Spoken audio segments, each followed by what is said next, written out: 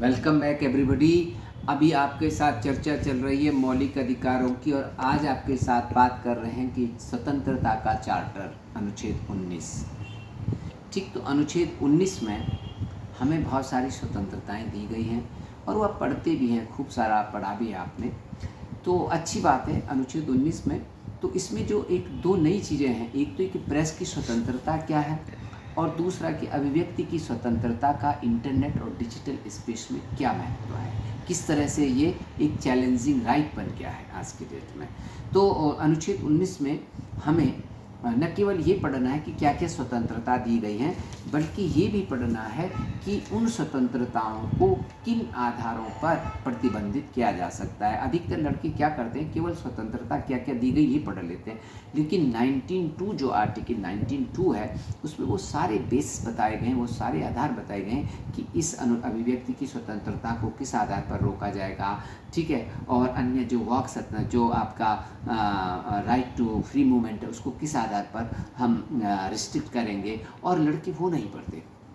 तो चूँकि सारा संविधान एक किनारे और पहले जो 4 भाग हैं संविधान के वो एक किनारे, और एक्चुअली पॉलिटी है ही उतनी ही, जिसको इन 4 भागों की पास संविधान के इन पहले 4 भागों की अच्छी जानकारी है उसका पॉलिटी 100% तैयार मान लीजिए, ठीक है। तो अनुच्छेद 19 में आपको जो स्वतंत्रताएं दी गई हैं, सबसे पहले अनुच्छेद 19(1)(a) में आपको बोलने लिखने प्रेस की स्वतंत्रता और जानने का अधिकार है, राइट टू इन्फॉर्मेशन भी इसी में आता है, ठीक है।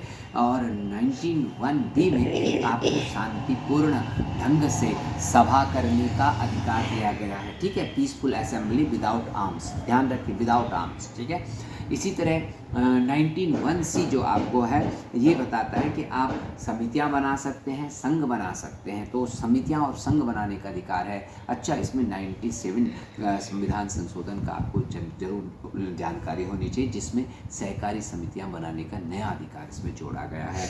इसके अलावा आपको देश में संचरण का अधिकार है, कहीं भी जा सकते हैं। अब इस अधिकार को जब आप पढ़ेंगे संचरण का अधिकार, तो आप अनुच्छेद 370 के हटने के बाद अब इसकी संवैधानिक स्थिति क्या है। अब ये कश्मीर के अंदर घूमना अब एक संवैधानिक मौलिक अधिकार बन गया। पहले 370 जब वहाँ पे थी तो आप पूरे भारत में तो घूम सकते थे, लेकिन आप जम्मू कश्मीर में ये अधिकार लागू नहीं होता था।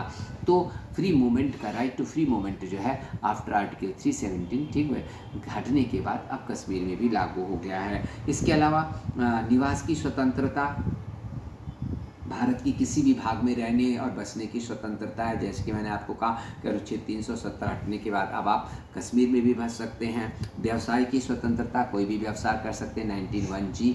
और लास्ट है आपका इस संपत्ति का अधिकार, जो कि अब हट गया है, लेकिन आपको पता होना चाहिए कि इसमें क्या था, ठीक है। ये राइट टू जो प्रॉपर्टी था ये आपका था, और इसको हमने 44वें संविधान संशोधन के द्वारा हटाया है, ठीक, मोरारजी देसाई सरकार ने। तो इस पर जो क्वेश्चन है वो यही बनता है कि भारतीय संविधान के अनुच्छेद को स्वतंत्रता का चार्टर क्यों कहते हैं, समझाइए। Thank you.